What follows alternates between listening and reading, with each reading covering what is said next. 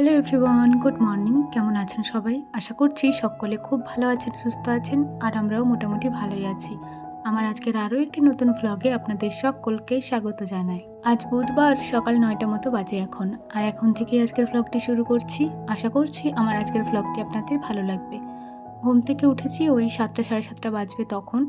উঠে পরে সকালে যে খাবার খেয়ে নিয়েছি, ছোলা দিয়ে মুড়ি আর অল্প একটু চা খেয়েছিলাম।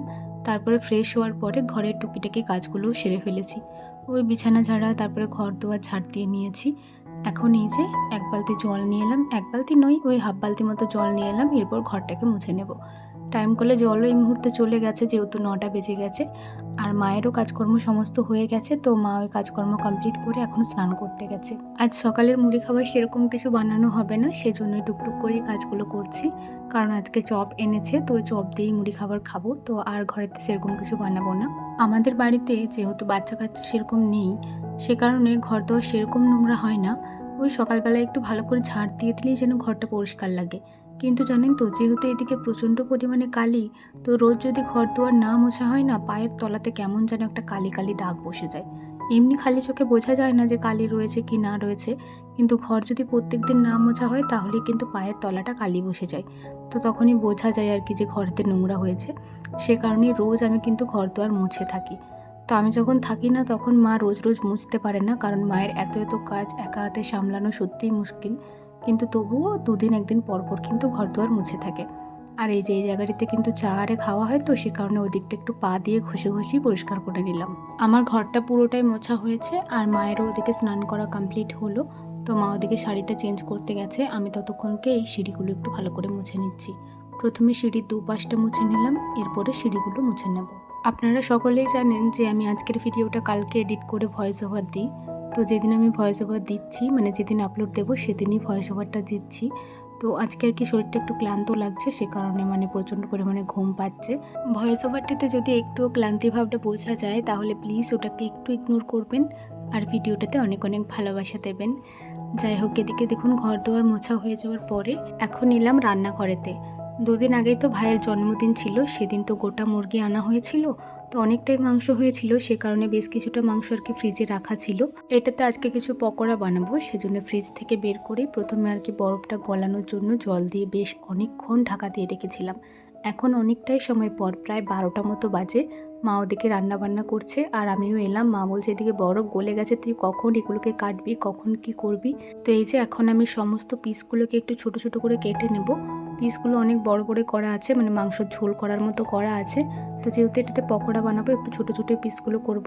আর পকোড়া তো বোনলেস মাংসতে বেশি ভালো হয়, কিন্তু যেহেতু এগুলো হাড় সমেত আছে, তো সে কারণে একটু বেশি করে ছোট ছোট করে নিচ্ছি। সমস্ত মাংসগুলো কেটে নিয়েছি, এই 2 পিস মতো মেটে ছিল, এগুলো আর কাটলাম না। বাবা বলছিল ওগুলো নাকি ভাজা খেতে খুব ভালো লাগে, তবে আমার ভালো লাগে না, বাবা খাবে তো বাবার জন্যই রেখে দিলাম। আর এদিকে দেখুন মাংসগুলো আরও একবার ভালো করে ধুয়ে নিয়েছি। এরপর জলটা হালকা হালকা করে ঝরিয়ে এই টিফিনটিতেই আবার ম্যারিনেট করব। তো সমস্ত মাংসগুলো এটাতেই তুলে রেখে দিলাম। আর 1 পিস মতো লেগ পিসটা রেখেছি আর কি, এটা বাবা আমার জন্য রেখেছিল, আমি ঝোলেতে এই পিসটাই খেতে ভালোবাসি। তো এই পিসটার কাটেনি, ওটা একটু বেশিক্ষণ ধরে ভেজে নেব, তাহলেই সেদ্ধ হয়ে যাবে। তো এই যে ম্যারিনেট করার জন্য যা যা লাগবে সেই সমস্ত জিনিসগুলো রেডি করে নিয়েছি। এই আদা রসুন বাটাটা একটু বেশি ঝোল ঝোল হয়ে গেছে, তাই না, মিক্সিতে বাটা হয়েছে তো সে কারণে। তো এই যে দেখুন প্রথমেই আদা রসুন বাটা দিয়ে দিলাম, তারপর দিয়ে দিলাম হলুদ গুঁড়ো, লঙ্কার গুঁড়ো, জিরের গুঁড়ো, আর অল্প একটু মিট মশলা দিয়েছিলাম যাতে একটু সেন্টটা লাগে, আর দিয়েছিলাম 1 চামচ মতো লবণ।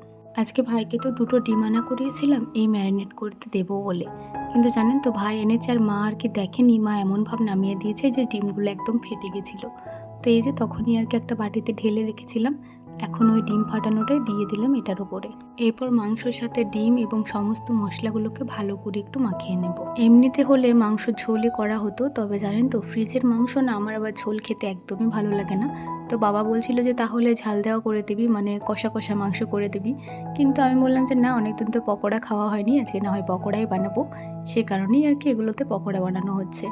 তো এই যে মশলা দিয়ে ভালো করে ওটাকে মাখিয়ে নেওয়ার পরে এখন 3 চামচ মতো কর্নফ্লাওয়ার আর 1.5 চামচ মতো বেসন দিয়ে আবার একবার মাখিয়ে নিলাম। এই যে খুব সুন্দর কালারটা কিন্তু চলে এসেছে। এই জিনিসগুলোকে যতক্ষণ ম্যারিনেট করে রাখা হবে তত জিনিসটা সফট হবে, মানে প্রত্যেকটা মাংস ভেতর থেকে প্রচণ্ড পরিমাণে সফট হবে আর খেতেও ভালো লাগবে। তো এটা এখন ম্যারিনেট করা থাক, এখন তো এটার কোনো দরকার নেই। এখন যেহেতু এটাকে ভাজবো না, সে কারণে এটাকে ফ্রিজের মধ্যে রেখে দেবো। তবে ডিপ ফ্রিজে রাখবো না, এমনি নর্মাল টেম্পারেচারে ফ্রিজের মধ্যে রেখে দেবো। চলুন, অনেকটাই দেরি হয়ে গেছে, এরপর আমি যাব সোজা স্নান করতে। এখন শীত পড়েই গেছে, বলুন স্নান করার সময় কী পরিমাণ ঠান্ডা লাগছিল আজকে। যাই হোক, স্নান করা হয়ে গেছে আর স্নানের পরে জবটাও সেরে নিয়েছি। ভিজে জামা কাপড় যে কটা ছিল ওটা মেলে দিলাম। এরপর খাবার খেতে যাব। তো খাওয়ার আগে ভাবলাম কয়েকটা পকোড়া ভেজে নিই। প্রথমে ভেবেছিলাম সবগুলো পকোড়াই ভাজবো, তো ভাই আবার বলছিল যে দিদি একটু চিলি চিকেন বানালে কেমন হয়। তো আমি বললাম ঠিক আছে, দুপুরে আর তাহলে বানাবো না, রাত্রেবেলায় চিলি চিকেনই বানাবো। আর এই যে দুপুরবেলা আমরা এখন কয়েকটা পকোড়া ভেজে নিচ্ছি ভাতের সাথে খাওয়ার জন্য। বেশ কিছুদিন বললে ভুল হবে, প্রায় 1-1.5 মাস আগে, মানে আমি তো এসেইছি এখানে 1 মাস হলো, তো তারও কিছুদিন আগে, মানে যখন আমি একবার এসেছিলাম তার আগে থেকে আমার চিকেন পকোড়া খেতে প্রচণ্ড পরিমাণে ইচ্ছা করছিল। তবে আমাদের শ্বশুরবাড়িতে, মানে আমার শ্বশুরবাড়িতে তো ওইদিকে গ্রাম সাইডে এসব পাওয়াই যায় না। তো আমার এতটাই খেতে ইচ্ছা করছিল যে আমি যখন এসেছিলাম এখানকে, আমি 500 গ্রাম চিকেন আনা করিয়েছিলাম। ওই 500 গ্রাম চিকেনের যটা পকোড়া হয়েছিল আমি একাই খেয়েছিলাম, মানে আমার এতটাই ইচ্ছা করছিল। তো সকলে আমার খাওয়া দেখে সত্যি খুবই হাসছিল, কিন্তু আজকে আমার সেরকম খুব একটা ইচ্ছা করেনি। ওই খেয়েছিলাম, তবে কি জানেন তো, সেই পরিমাণ ইচ্ছাটা আর আজকে হয়নি। যাই হোক, এদিকে দেখুন চিকেন পকোড়াগুলো সমস্তটাই ভাজা হয়ে গেছে। তো প্রথমে তেলটাকে গরম করে নিয়েছিলাম, তারপরে মিডিয়াম টু লো ফ্লেমে সমস্তটা ফ্রাই করলাম। আসলে বেশি হিট বাড়িয়ে দিলে কিন্তু ভেতরটা নরম হবে না আর সেদ্ধও হবে না। তো এই যে আমাদের চিকেন পকোড়া ভাজা কমপ্লিট, আর চলেও এলাম খাবার খেতে। দুপুরের খাবার এটা। আজকে দুপুরে মা রান্না করেছিল তিল ভাজা। এই তিলটা পেঁয়াজ লঙ্কা দিয়ে ভাজা হয়েছিল, আর হয়েছিল ডাল, আর এই যে শাকের তরকারি, আর আমাদের ওই যে চিকেন পকোড়া। আপনারা ভাববেন দুদিকে কেন চিকেন পকোড়াটা নিয়েছি। আসলে আমার ভাইও আমার সাথেই খায়, মানে আমরা দুজন এখন একটা থালাতেই খাই, যাতে করে আমি বেশি দুটি খেতে পারি। তো সে কারণেই দুজন দুদিকে নিয়েছি। পকোড়াটা একটু মতো খেয়ে দেখলাম, প্রচণ্ড পরিমাণে ভেতরটা সফট হয়েছে আর খেতেও খুব সুন্দর হয়েছে।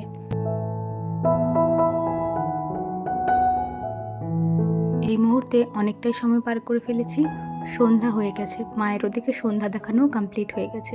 মা বলল যে অনু আজকে চাটা তুই বানা। তো আমি ভাবলাম যে ঠিক আছে, আমিই বানাচ্ছি। অনেক দিন হয়ে গেল চা বানানো হয়নি।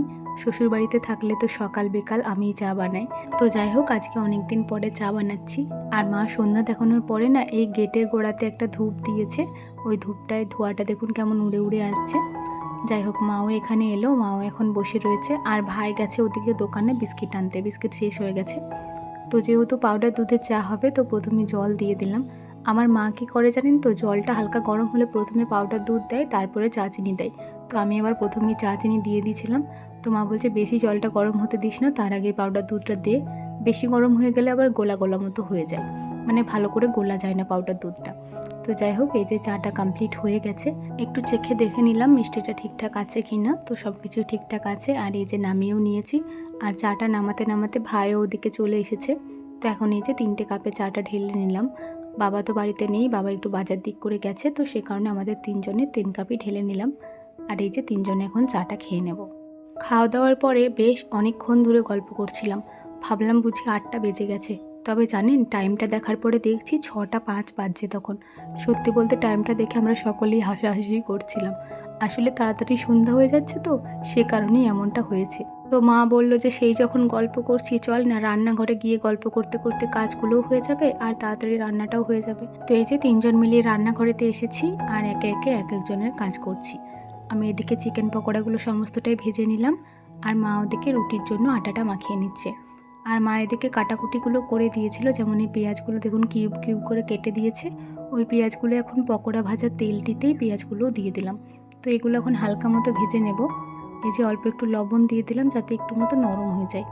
যখন পেঁয়াজের কালারটা হালকা চেঞ্জ হয়ে যাবে, কিছুটা পেঁয়াজ তুলে রাখবো। আজকে চিলি চিকেনটা আমি নিজের মনের মতো করে বানাবো, কোনো রকম রেসিপি দেখে নয়। তো যা মনে এসেছে সেরকমই বানিয়েছি। খেতে কিন্তু খুবই ভালো হয়েছিল, বাড়ির সকলেরই খুব পছন্দ হয়েছিল। তো এদিকে দেখুন পেঁয়াজের কালারটা হালকা চেঞ্জ হয়ে যাওয়ার পরে অর্ধেকটা পেঁয়াজ তুলে রাখলাম, আর তারপরে ওটার মধ্যে দিয়ে দিলাম কয়েকটা গোটা রসুন আর একটু মতো জিঞ্জার কুচি কুচি করে। আর দিলাম এই যে একটা মতো টমেটো, টমেটোর বীজগুলো কিন্তু সমস্তটাই বের করে নিয়েছি। এরপর এই সমস্ত জিনিসগুলোকে একটু ভালো করে ভেজে নেব। এদিকে একটা মিক্সির জার বের করেছি, এই মিক্সির জারটিতে ওই যে ভাজা মশলাগুলো সমস্তটাই দিয়ে দেবো। পেঁয়াজ, আদা, রসুন আর টমেটো, এই মশলাটিকে এরপর একটু ভালো করে পেস্ট করে নেব। তো ভাইকে দিয়ে পেস্ট করালাম, আর এই যে ভাই পেস্টটা করে দিয়েছে। খুব বেশি স্মুথলি পেস্ট করেনি, ওই এমনি আদা রসুন বাটার জন্য যতটা পেস্ট করা দরকার সেরকমই পেস্টটা করেছে। এই যে আপনারা দেখেই হয়তো বুঝতে পারবেন। মিক্সির জারের ওপরটিতে যতটুকু মশলা লেগেছিল সেটাও এই জারটার মধ্যে দিয়ে দিয়েছি। এটা এখন এখানেই থাক। ততক্ষণকে আমি একটু কর্নফ্লাওয়ারও গুলে নিয়েছি এই যে একটা বাটিতে। আর একটা বাটিতে সয়া সস আর টমেটো সসটা ভালো করে ঢেলে নেব, মানে কতটা কি দেবো সেই মেজারমেন্টটা করে নেব।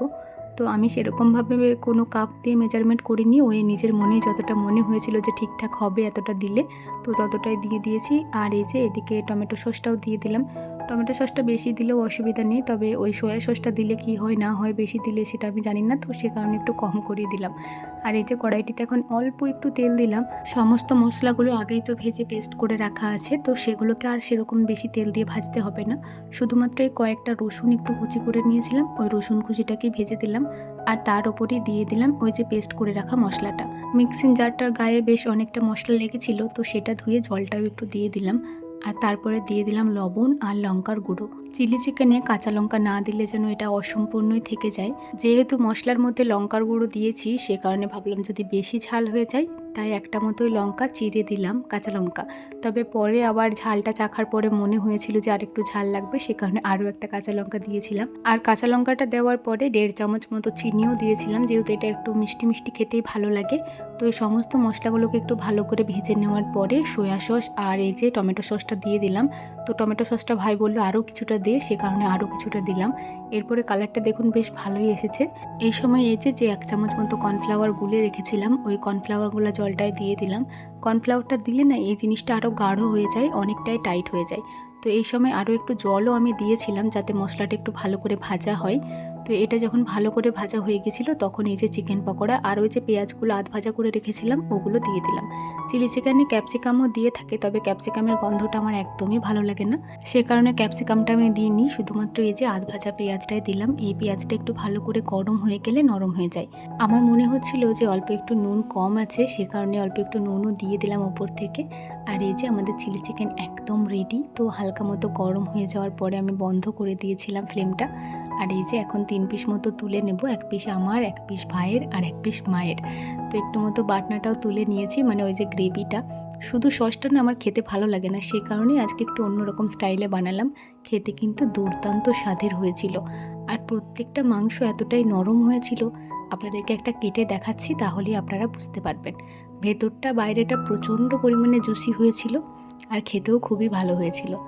যাই হোক, আজকের ভিডিওটা এখানেই এন্ড করছি। ভালো লাগলে লাইক কমেন্ট করবেন এবং সাবস্ক্রাইব করে আমার ছোট্ট চ্যানেলটির পাশে থাকবেন। সবাই ভালো থাকবেন, সুস্থ থাকবেন, আবারও দেখা হবে।